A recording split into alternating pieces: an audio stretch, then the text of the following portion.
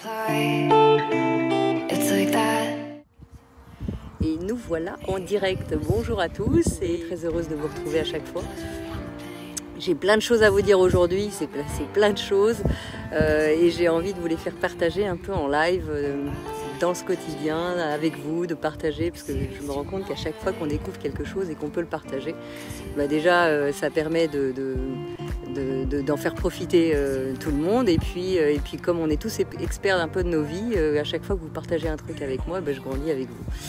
Donc c'est un peu l'objet de ces lives et de les rendre de plus en plus juste, de plus en plus authentique au moment où ça se présente, et ça c'est quand même assez chouette de pouvoir le vivre avec vous. Donc je vois que tout va bien, j'ai l'impression en tout cas que tout va bien, je vois des petits cœurs arriver, des petits... Bon, super, vous êtes là, vous entendez tous très bien, donc c'est bon pour tout le monde. Eh bien alors nous voilà partis. Alors aujourd'hui j'avais envie de vous parler, vous avez été nombreux et c'est souvent que vous me demandez Maud, tu parles de l'ego sur Kilomètre Zéro notamment, mais j'ai beaucoup de mal à reconnaître mon ego. J'ai beaucoup de mal à savoir si je suis dans mon cœur ou dans mon ego, si c'est pas mon ego qui me joue des tours, et je sais pas trop comment différencier ça. Alors vous êtes nombreux à me demander plusieurs sujets autour de l'ego, et alors j'avais envie de faire ce live sur l'ego, d'autant plus que j'aimerais vous parler d'un livre qui m'a bouleversée ces derniers temps, et qui tourne autour de justement de ces sujets d'ego. Moi-même j'ai été confrontée là ces derniers temps à une espèce de bouleversement autour de ça, et donc je vais vous parler de ces travaux tout à l'heure. Alors l'ego, oui, effectivement, comment reconnaître notre ego? Il n'est pas si facile que ça. Et il y a toujours une difficulté, et c'est bien normal qu'on ne reconnaisse pas notre ego, puisque le propre de l'ego, c'est bien de nous mettre des lunettes devant les yeux pour que justement on ne puisse pas le reconnaître et qu'on ne puisse pas le voir à l'œuvre. Et c'est toute la difficulté, parce qu'on voit bien qu'on n'est pas complètement aligné quand on fait quelque chose, et on ne sait pas pourquoi, et en réalité c'est bien souvent parce qu'on a ces lunettes devant les yeux et on n'arrive pas à l'identifier correctement. Alors aujourd'hui, les petites astuces que j'avais envie de vous donner, moi j'ai essayé de répertorier un certain nombre de choses que je peux vivre dans mon quotidien, et il y aurait mille facettes de l'ego, et on en découvre tout le temps, et notamment avec ces travaux dont je vous parlais tout à l'heure. On se rend compte que finalement il y a énormément de facettes, et qu'à chaque fois qu'on déjoue certains pièges de l'ego, qu'est-ce qui se passe? Hop, il nous ramène par un autre angle d'autres façons de faire, et c'est pas toujours simple de l'identifier. Alors j'avais envie de partager avec vous les quelques points que j'avais, en tout cas qui étaient facilement reconnaissables, parce que on se rend compte qu'on les vit tous. Il faut savoir que globalement on est entre 5 et 10% conscients de nos actes, et le reste c'est qu'un automatisme. C'est l'ego qui intervient, et c'est un automatisme qui se met en place presque instantanément. Donc c'est pour ça qu'on est souvent piégé par notre propre système de défense, par nos propres automatismes, dans 90% des cas, voire 95% des cas. Donc pour les plus éveillés, ils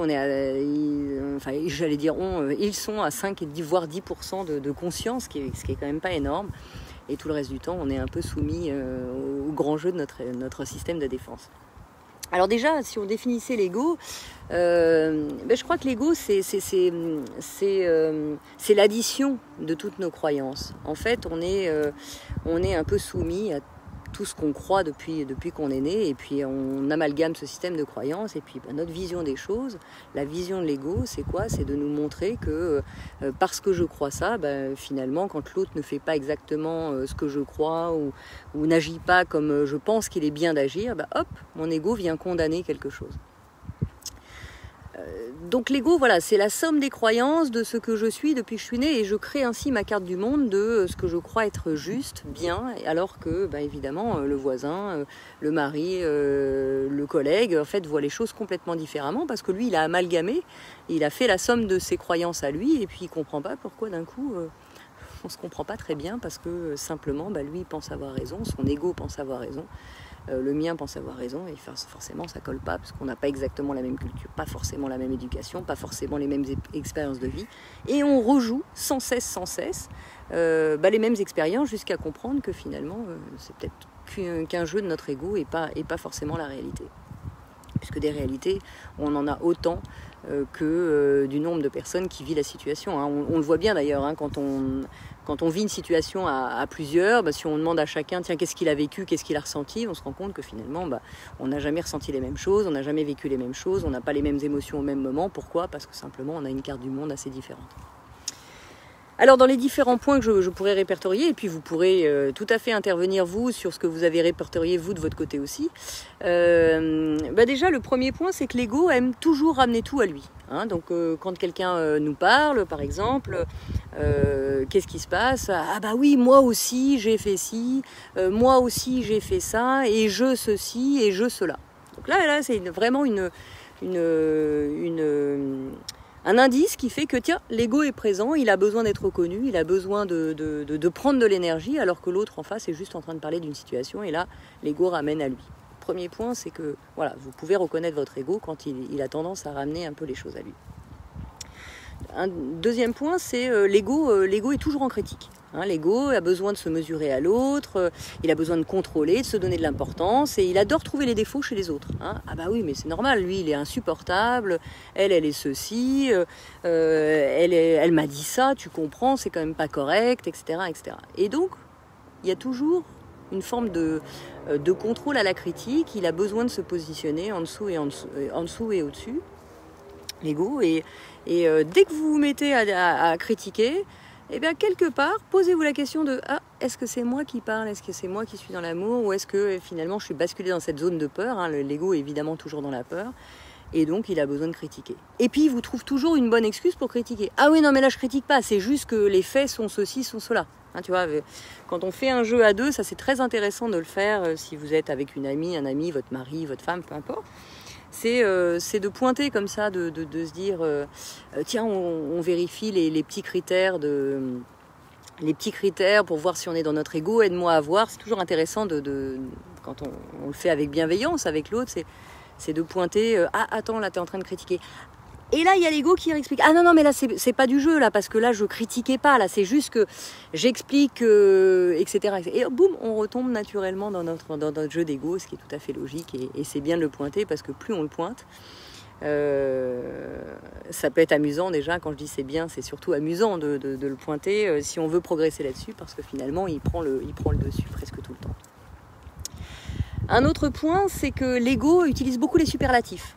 Hein, c'est toujours quelque chose, c'est jamais quelque chose. Il utilise beaucoup l'exagération. Par exemple, tu es toujours en retard, tu comprends jamais rien de ce que je te dis, je dois toujours répéter, etc., etc. Donc là, on est encore une fois dans ce jeu de la défense. Et c'est intéressant de voir que voilà, l'ego, c'est une des caractéristiques de l'ego, c'est vraiment de prendre le pouvoir comme ça, en accusant un peu ou en se positionnant en victime avec des superlatifs qui nous mettent encore une fois une réalité. On n'est pas, si je reprends l'exemple de il est toujours en retard, peut-être pas, peut-être que régulièrement il est en retard, ce qui fait dire à mon ego qui n'aime pas attendre qu'il est toujours en retard, etc., etc. Donc quand vous sentez que vous êtes dans les superlatifs, dans l'exagération, et même par rapport à vous, hein, des fois c'est par rapport à soi qu'on fait mais tu es toujours nul, tu es toujours ceci, ou j'arrive jamais à ça. Vous voyez bien que c'est votre ego qui vous raconte votre histoire. Hein, c'est pas toujours dans le sens des autres, c'est aussi parfois avec soi-même. Un autre point, l'ego utilise beaucoup les il faut, je dois. Hein, par exemple, il faut que j'arrête d'être aussi gourmande. Non, fais-toi plaisir. Il n'y a pas de il faut. Il faut que j'arrête de fumer. Je devrais dire à mon collègue ceci ou cela. Mais parce que j'en ai assez qu'il fasse ça, parce que ceci. Et donc là encore, il y a beaucoup de conditionnels avec l'ego. Et si ceci, et si cela, il nous ramène dans des situations qui sont pas forcément dans l'instant, parce qu'il veut nous projeter dans ce contrôle aussi. Et encore une fois, accuser l'autre ou s'accuser soi-même. Et là encore, on peut avoir ce genre de lunettes devant les yeux. Un autre point encore, c'est que l'ego est beaucoup dans le avoir et faire. Hein, il s'identifie à ce qu'il possède, l'ego.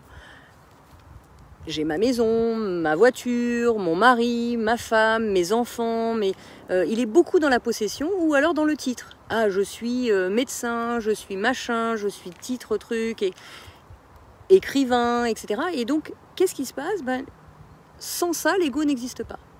Hein, si on enlève ces couches de qui je suis en termes de statut, qu'est-ce qui m'appartient, etc., qu'est-ce qui reste finalement? Notre essence. Mais ça, l'ego, il a l'impression que s'il n'a pas tout ça, s'il n'est pas dans l'avoir ou dans le faire, eh bien naturellement, il n'existe plus. Et évidemment, hein, je ne l'ai pas dit en postulat de départ, mais pourquoi l'ego fait tout ça? Évidemment, c'est pour se garder en vie, pas nous garder en vie, même s'il nous fait croire que c'est une forme de défense, c'est surtout pour se garder en vie. Puisque naturellement, si hop, on lâche un peu et on prend la distance par rapport à l'ego, sa grande peur primaire, c'est évidemment de perdre sa substance, perdre sa vie quelque part. Donc il fait tout et il met tout en œuvre, hein, pour nous montrer d'autres choses. Alors un autre point pour repérer l'ego, c'est la recherche des compliments, par tous les moyens. Alors par tous les moyens, il va chercher des compliments, par humilité, par force, il va attendre des compliments, puis quand il les a pas, il va se mettre à avoir des réactions. Alors il y a ça, mais il y a aussi l'autre versant, parce que souvent les gens me disent « Ah non, mais moi c'est pas vrai du tout, parce que moi j'aime pas qu'on me fasse des compliments par exemple. » Ah bon, t'aimes pas qu'on te fasse des compliments et en même temps, quand on t'en fait, qu'est-ce qui se passe? Ah bah non, je les accueille pas, moi j'ai pas le droit, enfin je suis pas à la hauteur, non, les compliments c'est pas pour moi, je suis nulle, etc. Et là encore, c'est une forme de l'ego qui se raconte son histoire. Parce que pour l'ego, si t'es pas à la perfection, au top du top, tu mérites pas le compliment. Alors qu'en réalité, il y a plein de choses qu'on fait bien, il y a d'autres choses pour lesquelles on est en apprentissage. Et là encore, l'ego nous fait croire que soit il se nourrit de ça et il recherche les compliments à outrance, ou à l'inverse, le simple fait de les recevoir, c'est compliqué parce qu'il croit ne pas il te fait croire que tu ne les mérites pas, ce qui est faux aussi. Hein, donc là encore, hein, aller chercher la facette de votre ego, parce que la réalité c'est que on a tendance par exemple pour les compliments, à ne voir une facette, en se disant ah non mais ça me concerne pas, et en final, oui ça te concerne, parce que il y a aussi peut-être l'autre versant qui est tout l'inverse. L'ego ne sait pas écouter non plus. Hein, le ego, il ramène tout à lui, il trouve des solutions à tous les problèmes, surtout aux autres, et parfois l'autre a juste besoin d'être accueilli. Il a juste besoin qu'on l'écoute, il a juste besoin qu'on lui ouvre un champ de réflexion, et pas forcément qu'on lui trouve ou qu'on lui impose des solutions. Donc ça, c'est une forme d'ego dans laquelle moi je tombe souvent pour aider l'autre, d'essayer de trouver des solutions à l'autre, et finalement de peut-être pas être toujours à l'écoute, et c'est une forme d'ego, c'est mon ego qui veut intervenir, dire, ah non, moi j'aime pas la souffrance, donc je vais te trouver une solution, ça va aller tout de suite mieux. Mais là encore, l'ego, lui, ne sait pas écouter. Donc quand je peux m'apercevoir que, hop, il y a un problème avec l'écoute, une impatience, etc., tiens, qu'est-ce qui fait qu'en moi, il y a peut-être mon ego qui a repris le contrôle? L'ego se justifie aussi, souvent. Il se défend. Il est convaincu qu'il doit se défendre contre tous, parce que tout le monde est dangereux. Alors évidemment, il est facilement sur la défensive, par exemple. Hein. C'est toujours la faute des autres, il cherche toujours un coupable, ça peut pas être de sa faute à lui. Je le dis dans Kilomètre Zéro, hein, quand Maël, à un moment, il y a un automobiliste qui leur coupe la route, plutôt que d'accepter simplement sa peur, qu'est-ce qui se passe? Hop, là, elle se met à mettre la faute sur l'autre, que si elle est mal, c'est à cause de celui qui lui a coupé la route, etc. Et en fait, il y a juste peut-être à accueillir que, voilà, on a eu peur. Donc, encore une fois, l'ego, dès qu'il cherche un coupable, il cherche à mettre la faute sur quelqu'un, hop, on peut se poser la question, tiens, est-ce que je suis pas un peu est-ce que j'aurais pas délégué la télécommande à mon système de défense? Alors avec tout ça, évidemment, l'ego nous projette toujours soit dans le futur, soit nous ramène au passé, parce qu'il ne sait pas vivre au présent, l'ego. Hein. Il ne sait que te rabâcher tout ce que tu as mal fait ou tout ce que tu as bien fait, s'il en tire une gloire. Et puis te ramener aussi à ce que tu aurais pu faire. Si j'avais pas perdu mon emploi, si j'avais pas perdu ma femme, si mon mari était pas parti, etc., je serais dans un autre état. Si j'avais tel diplôme, j'aurais pu faire ci et ça. Donc tu vois, l'ego te ramène souvent dans les si il y avait cette situation, j'aurais ça. Et il te focalise un peu sur ce que tu as pu faire dans le passé ou ce que tu n'as pas fait, et à cause justement du manque de diplôme ou à cause d'un tel, voilà, j'en suis là aujourd'hui, et c'est compliqué. Donc là encore, faites attention à ne pas vous laisser embarquer, parce qu'évidemment, à chaque fois qu'on se laisse un peu embarquer par son système de défense, ben, la conséquence immédiate, évidemment, c'est qu'on souffre terriblement. L'ego aussi se nourrit du bien et du mal. C'est bien, c'est mal. Hein, c'est binaire avec l'ego. C'est pas, y a pas de demi-mesure. C'est ce que tu fais est bien, ce que tu fais est mal. Hein. Si ça correspond à ce que je crois, bah c'est bien. Si ça correspond pas, bah c'est mal. Si ça correspond pas à ma carte du monde, j'ai pas mes repères, donc c'est mal. Et à l'inverse, quand tu dis que t'aimes bien ci et ça, de ce que j'ai fait, c'est bien là. Donc encore une fois, là, vous voyez comme l'ego il peut être subtil, c'est qu'au-delà de s'associer à ce qu'on fait, il juge aussi énormément par des critères qui lui sont propres. Et effectivement, il est sûr d'avoir raison, hein, puisqu'au moment où il le dit, il sait parfaitement... arbitrer si ce que tu fais est bien ou mal, et ce qu'il fait d'ailleurs, hein, il peut même te renvoyer ça à toi, ça ce que tu as fait c'est mal, ou ça ce que c'est bien, simplement parce que ça rentre dans sa carte du monde ou pas. Et bien souvent, on veut se lancer par exemple dans un projet, on se dit non, je vais pas être capable, parce que l'ego nous en remet une couche sur ça. Et qu'est-ce qui se passe? Non, on se sent pas capable, on se sent accablé d'ailleurs par plein de choses, parce que justement, on n'est pas au bon endroit à ce moment-là. Donc l'ego se nourrit beaucoup du bien et du mal. Quand tu l'écoutes, qu'est-ce qui se passe? Il met une identité, il pose une identité, il te pousse à la culpabilité, parce que tu réponds pas à ses propres critères. Donc dès que tu réponds pas à ses propres critères, quand tu culpabilises aussi, tu peux avoir aussi ce schéma de tiens, il y a l'ego qui est en train de me jouer un tour parce que finalement je réponds pas à ses propres critères, donc j'ai posé un acte qui est peut-être en phase avec moi ou qui me ferait du bien de poser, mais non, mon ego me rappelle que là ça c'est pas bien, je suis pas une bonne fille, je suis pas un bon garçon, et au contraire il faudrait faire autrement, et boum, toi tu continues à souffrir sous le poids de ton ego avec ta culpabilité qui va avec, et voilà, on le vit, je pense qu'on le vit tous. Je sais pas si ça vous parle tout ça, mais n'hésitez pas à commenter sur vos propres expériences. C'est assez étonnant de voir que bien souvent on peut retomber, en tout cas moi je le dis pour moi, je ne vais pas parler pour vous, mais moi bien souvent je peux retomber dans tous ces travers, et même plusieurs fois par jour, ce qui est assez fou. Mais plus on met de conscience d'ailleurs, et plus on se rend compte que naturellement, hop, je viens de le voir, je t'ai encore vu toi mon ego, hop, je t'ai encore aperçu, là t'as pointé ton nez, bon des fois je vois rien du tout, hein. Je vous cache pas que bien souvent d'ailleurs je vois rien, mais hop, je peux revenir parfois avec des petits détails qui permettent de remettre, comme on dit, l'église au milieu du village. Donc voilà, alors après qu'est-ce qu'on a d'autre sur l'ego? L'ego il se compare aussi beaucoup, il est beaucoup dans la comparaison, hein. Quand tu commences à te comparer, que tu compares les autres en mieux, en pire, c'est toujours l'ego qui t'influence, c'est toujours l'ego qui est dans son schéma de besoin d'existence. Lui, je l'admire, il est extraordinaire. Alors elle, pas du tout, elle est boum, la critique, etc., etc. Donc tu vois, il y a toujours ce schéma de comparaison. L'ego, il peut pas vivre d'égal à égal, il peut pas vivre de cœur à cœur, bien sûr.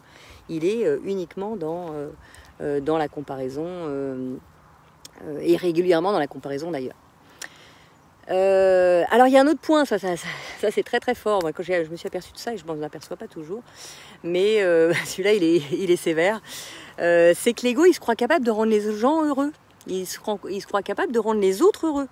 Chaque fois que tu fais quelque chose ou que tu veux aider quelqu'un sans qu'il te demande, parce que si on te demande de l'aide, évidemment, là tu peux aider quelqu'un, mais moi combien de fois j'ai donné, j'ai proposé mon aide alors qu'on me l'a jamais demandé. Et voilà, parce que l'ego pense que je sais mieux ce qui est mieux pour les autres. Donc là encore, c'est une forme d'ego qui a besoin et qui croit, qui se croit supérieur aux autres et qui pense qu'il peut rendre les autres heureux. Bon, on sait bien, personne d'autre que toi peut te rendre heureux. Mais pour autant, même si des éléments extérieurs peuvent améliorer ton quotidien, mais la réalité c'est qu'on sait très bien qu'il n'y a que soi, il n'y a que nous qui puissions nous rendre heureux, et donc naturellement, voilà, le fait de croire et heureusement, le fait de croire qu'on peut rendre l'autre heureux, c'est une hérésie totale. Heureusement d'ailleurs, parce que sinon les autres dépendraient de nous pour être heureux, ce qui serait juste une catastrophe. Donc vraiment le schéma c'est voilà, à la fois de se détacher un peu de ça, du fait qu'on puisse rendre les autres heureux, ce qui ne nous empêche pas de les aider, de les aimer, d'avoir toute l'empathie qu'il faut, mais croire qu'on sait mieux qu'eux ce qui est bien pour eux, ça c'est pas possible. Et le point peut-être ultime de l'ego, et là on arrive à son paroxysme quand on lui donne toute la télécommande, c'est qu'on tombe dans cet orgueil. Et l'orgueil, c'est quoi? C'est que l'ego n'est jamais satisfait, il prend de l'importance, et plus il a peur de perdre son existence, et plus il cherche à être présent, plus il cherche à envahir votre vie. Donc la grande difficulté, effectivement, quand on ne voit pas son ego, quand on ne voit pas comment il réagit, ben c'est quoi? C'est simplement de prendre un petit peu de recul. On va avoir quelques clés qui peuvent nous aider à prendre un petit peu de recul pour se détacher petit à petit et non pas éteindre l'ego. J'entends beaucoup de gens qui me disent « Ah non mais moi je veux tuer mon ego, j'en peux plus, il me fait faire des choses pas possibles ». Non, on ne peut pas éteindre son ego, on ne peut pas le tuer et sinon on serait mort. Hein. C'est bien notre distance qu'on a, hein, notre identité, et c'est pour ça qu'on se croit tous séparés. C'est bien le propre de l'ego qui nous met dans cette peur et qui croit qu'on est séparés des uns des autres, alors qu'en fait on n'est qu'une grande énergie. Hein. Je pense que, à force de le dire, vous comprenez un petit peu le sens de ce que je veux en dire, mais effectivement, l'ego en fait a tendance à nous faire tellement réagir de toujours la même façon, que c'est devenu une habitude et quelque part, prendre de la conscience, simplement prendre de la conscience sans chercher à le tuer, mais simplement au contraire à l'identifier. Plus on l'identifie, et naturellement, moins il a de pouvoir. Mais il faut bien voir une chose, c'est que l'ego, même s'il nous fait croire que c'est pour notre propre bien, la raison principale de l'ego d'agir comme ça, c'est quand même d'exister, de continuer à exister. Donc sa grande peur à l'ego, c'est simplement que vous le tuiez. Et vous ne pouvez pas le tuer. Alors par contre, ce qu'on peut faire, c'est mettre un peu de lumière dessus.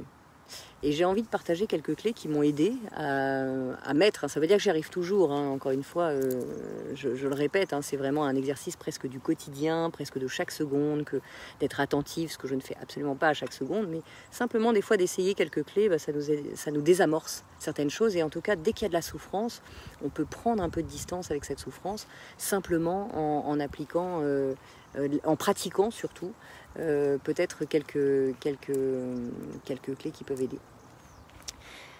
Alors, une des premières clés, c'est d'être conscient que notre ego domine notre vie. Hein. C'est-à-dire que, comme on le disait tout à l'heure, hein, il est présent à 90 voire 95% du temps. Hein, là où on se dit « Ah ben non, moi j'ai vachement avancé sur mon ego.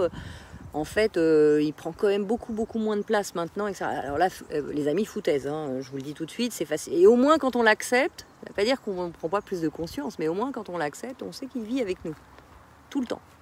Et quand il vit tout le temps, ça ne veut pas dire qu'il prend toute la place. Quand on n'en a pas conscience, il prend peut-être un peu trop de place. Mais l'idée, c'est de savoir qu'il est tout le temps avec nous, mais qu'on peut lui donner peut-être un tout petit peu de moins de place dans notre vie et simplement le rassurer que non, on ne va pas le tuer, il est avec nous, il n'est pas question de l'ignorer. Et plus on met de conscience, moins il a besoin d'hurler. Parce qu'en fait, le vrai problème de l'ego, c'est quand on ne le reconnaît pas. Donc être conscient, c'est une des premières clés qui permet de simplement d'identifier qu'on l'a, qu'il est avec nous et qu'on peut faire bon ami avec lui. Moi, ce qui m'a aidé aussi, c'est de se faire aider aussi d'une personne proche qui peut pointer un peu les choses. Alors ça peut être un ami, ça peut être une amie, ça peut être un professionnel, ça peut être, 1000 personnes, votre conjoint, votre femme, votre mari, des gens en qui vous avez confiance, qui sont bienveillants, mais qui vous permettent de pointer un peu ce qu'on a vu dans la liste. Ah, tiens, peut-être que là, t'es sûr que c'est toi qui parles ou c'est plutôt peut-être ton ego qui est en train d'intervenir. Hop, là, on peut naturellement mettre un peu de lumière et quand c'est fait dans la bienveillance, c'est facile parce que notre nous intérieur, notre essence intérieure reconnaît tout de suite que en fait, oui, c'est peut-être finalement l'ego et puis l'ego se calme. Donc se faire aider d'une personne. Ce qui m'aide moi énormément, c'est d'écouter les malaises de mon corps. C'est-à-dire que dès que je sens que je ne suis pas bien, que j'ai mal quelque part, que je sens une émotion qui est dérangeante, c'est que mon corps ou mon émotion est en train de m'expliquer que là, il y a un truc qui ne va pas, que je ne suis pas complètement alignée et que ce que je dis est peut-être pas complètement juste. Par exemple, je ne sais pas si vous êtes déjà arrivé, vous rentrez d'une soirée, vous avez retrouvé des gens, et puis hop, vous vous mettez à critiquer avec votre mari ou votre femme. Ah ouais, tu vois, il était embêtant ce soir, et machin. Et on se met à critiquer. Bon, quand on rentre chez soi, on se rend compte dans le corps qu'on n'est pas bien après toutes ces critiques. On ne se sent pas à l'aise, on se sent pas soi-même, on se sent un petit peu malheureux. En tout cas, il y a un truc qui est pas aligné. Mais voilà, juste le fait d'écouter son corps, c'est ah tiens, est-ce que je ne serais pas un peu embringué par mon ego là qui me raconte un peu la vie et qui a besoin de critiquer, de comparer parce qu'il y a un truc qui n'est pas nourri en nous. Donc écouter les malaises de son corps, écouter les besoins de son cœur, ça c'est vraiment important.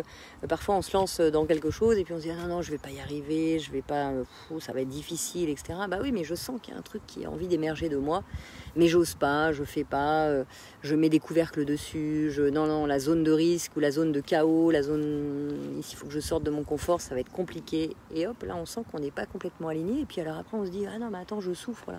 Je souffre, ça fait des mois que je souffre. Bah ouais, tu souffres parce que t'es pas aligné avec toi, parce que t'oses pas, parce qu'à un moment t'es plus en phase complètement avec ce qui a du sens pour toi. Donc évidemment, ton corps te rappelle que c'est plus au bon endroit, que jusque-là t'avais pu remettre des couvercles, et puis à un moment, peut-être que tu peux plus y remettre de la même façon parce que t'as un état d'avancement qui fait que tant que tu passeras pas le pas, tant que tu passeras pas ta zone de chaos en sortant de cette zone de confort pour arriver dans la magic zone, tu seras mal. Donc écouter les besoins de son cœur, ça c'est vraiment important. Et puis sans doute un des points aussi importants, c'est d'accepter l'ego. T'as le droit. L'ego, il a besoin de se sentir aimé. Donc le simple fait de t'apporter un peu d'amour, c'est te donner le droit d'être tel que tu es pour le moment. Il y a des choses qu'on peut pas faire, il y a des choses sur lesquelles on se sent pas forcément super bien. Eh bien c'est pas grave, on peut naturellement se dire voilà, aujourd'hui j'en suis là, je sais pas faire mieux, oui je vois que c'est mon ego qui prend le dessus, etc., mais moi je ne sais pas faire mieux pour l'instant. Et d'accepter, de s'aimer tel qu'on est, parce que encore une fois l'ego il nous fait croire, mais en même temps il a une bienveillance qui est je te protège, quoi. Je pense que tu vas être malheureux si tu m'écoutes pas. Donc accepter simplement que notre ego est parfois là pour simplement nous donner un petit peu de protection. En tout cas c'est ce à quoi on peut aussi être bien, être bien dedans de temps en temps et accepter sa limite. Et ça c'est un point vraiment important que j'ai eu beaucoup de mal à faire et quand j'ai accepté cette limite de me dire mais non là j'ai le droit, là j'y arrive pas, là c'est vrai que je devrais faire ça, c'est vrai, mais aujourd'hui avec les armes que j'ai, non ça j'y arrive pas encore. Et c'est bon, c'est fine, prenez le truc, quoi. Apportez-vous de la douceur, de l'amour et de la reconnaissance de j'en suis là, et puis demain j'en serai peut-être un peu plus haut, mais pour l'instant j'en suis là et j'ai le droit. Sans me juger voilà, je suis pas Bouddha, quoi, donc on fait ce qu'on peut petit à petit comme on est. Donc s'apporter cet amour, c'est vraiment important.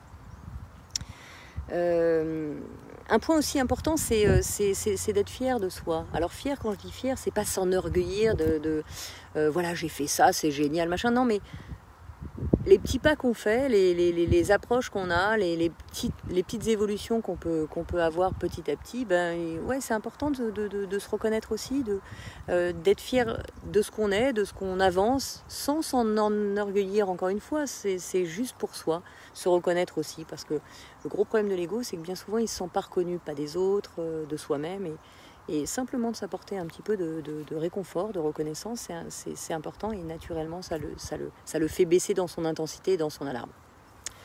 De la même façon que c'est hyper intéressant d'identifier son ego, lui trouver un petit nom. Vous pouvez lui trouver un petit nom et lui parler. Ça c'est un point aussi, de dialoguer avec son ego, c'est super important. Moi je lui parle tout le temps. Je t'ai vu là, écoute, tu me fatigues, tu me fais encore retomber dans ce piège.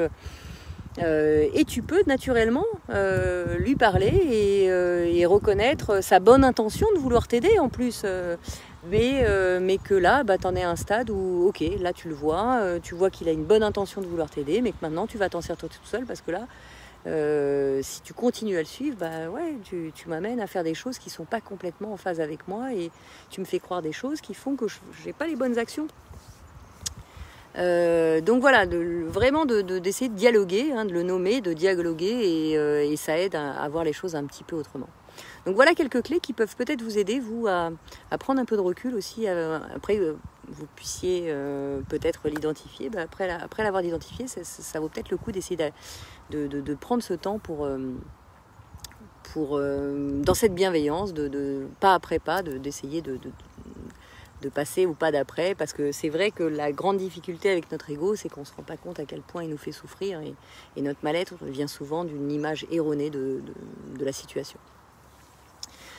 Alors je vous parle de ça et je sais que c'est à quel point c'est difficile, encore une fois, parce que évidemment la grande difficulté du jeu, c'est que comme on a des lunettes et qu'on voit pas vraiment ce qu'il veut nous montrer, on ne voit que la réalité de ce qu'il nous montre, hein. C'est un peu comme si on était dans un jeu virtuel en 3D, on a les lunettes, on joue le jeu à fond, et puis on est à fond, et puis là il y a des gens qui nous attaquent, et on vit comme si c'était vrai. Et là c'est pareil avec l'ego, ce qu'on croit, ce qu'on voit, on le vit comme si c'était vrai. Et alors j'arrive à ça parce que je voudrais, comme je vous le disais en début de live, je voudrais prendre quelques minutes pour vous parler d'un outil qui m'a chamboulé là, ces dernières semaines. En fait, peut-être que certains ont lu ce livre, c'est les travaux de Lise Bourbeau. J'avais lu ce livre il y a une quinzaine d'années, peut-être 10 ans, et j'étais passée un peu à côté, ce qui s'appelle les 5 blessures qui vous empêchent d'être soi-même, hein. Je crois que c'est les 5 blessures qui empêchent d'être soi-même. C'est de Lise Bourbeau, donc ça a été un énorme best-seller partout dans le monde, hein, traduit en plusieurs langues, elle a même créé des écoles, etc. Et je l'avais lu il y a une dizaine d'années, mais voilà, je l'avais lu, bon, sympathique, etc. Mais j'avais pas compris l'essence du livre, et là, récemment, plusieurs personnes m'en ont parlé, et je me suis dit, bon, peut-être que je me replonge dans le truc, parce que des événements dans ma vie qui me font faire les mêmes actions, les mêmes résultats, et je comprends pas pourquoi je le vis pas bien, pourquoi je culpabilise, pourquoi ceci, pourquoi cela. Et donc je m'y suis intéressée vraiment de près, donc j'ai commencé, alors là c'est mon côté un peu excessif, hein, à regarder des centaines d'heures de vidéos, la nuit, le jour, et puis de lire les livres de Lise, et puis d'autres travaux, puisqu'elle s'est inspirée d'autres travaux avant. Et ça a été assez bouleversant de voir que en fait, effectivement, c'est encore une facette de l'ego qui nous raconte un peu son histoire. Donc elle explique qu'il y a 5 blessures majeures dans lesquelles on peut se reconnaître dans 1, 2, 3, 4 et parfois même les 5, mais avec 1 ou 2 blessures majeures et qui nous font faire les mêmes schémas au même moment. Donc il y a 5 blessures que sont des formes d'action que notre ego prend. Et donc les 5 blessures sont le rejet, l'abandon, l'humiliation, la trahison et l'injustice. Et à chaque fois qu'on est dans une de ces blessures, on a un comportement qui est toujours le même. Elle explique en fait qu'on porte finalement comme un masque, hein, comme les lunettes dont on parlait, on porte un masque et hop, on va réagir avec ce masque comme si c'était la réalité. Et alors on s'invente des scénarios qui sont face à cette réalité, comme si c'était la réalité, comme si c'était vrai. Donc voilà, donc les 5 masques qui sont associés, mais je vous en parlerai évidemment beaucoup plus longuement parce qu'évidemment j'ai voulu m'y intéresser de très près, donc outre les vidéos, etc., je me suis dit qu'il fallait que moi aussi je passe à la moulinette, puisque mon comportement et mes réactions pouvaient être toujours similaires, et j'avais pas vu sous cet angle-là, parce que c'est vraiment un autre angle encore de caméra. Je voulais finir ce live sur ces travaux-là parce que ça a été vraiment assez révélateur de voir que voilà, on pouvait vivre les choses assez différemment quand on met la lumière sur ce qu'on est, sur la façon dont notre ego peut avancer.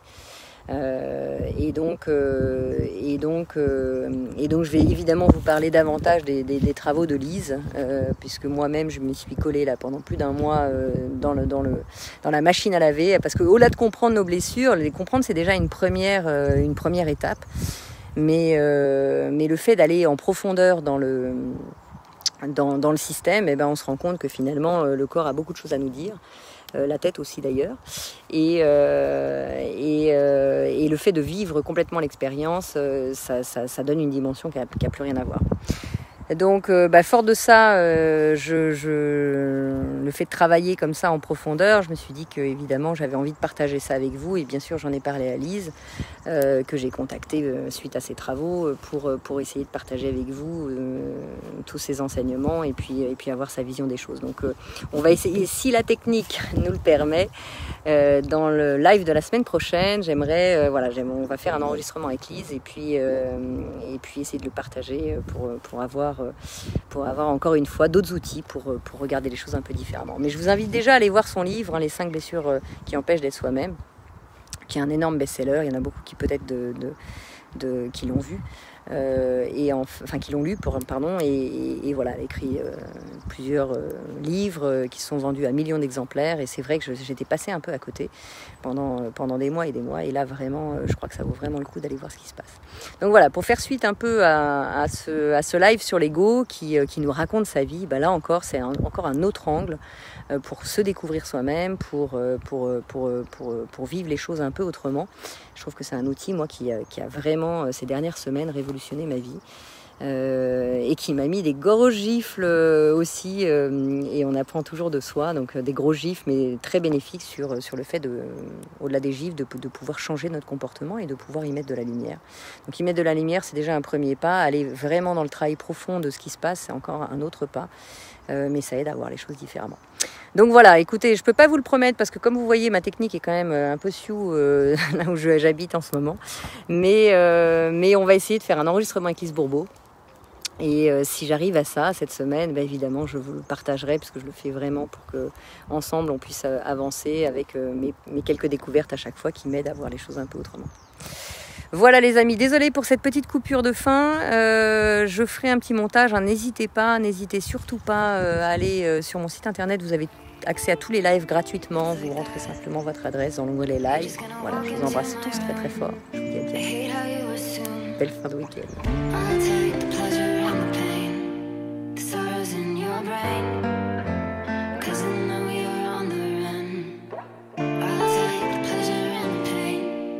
Secrets to my grave.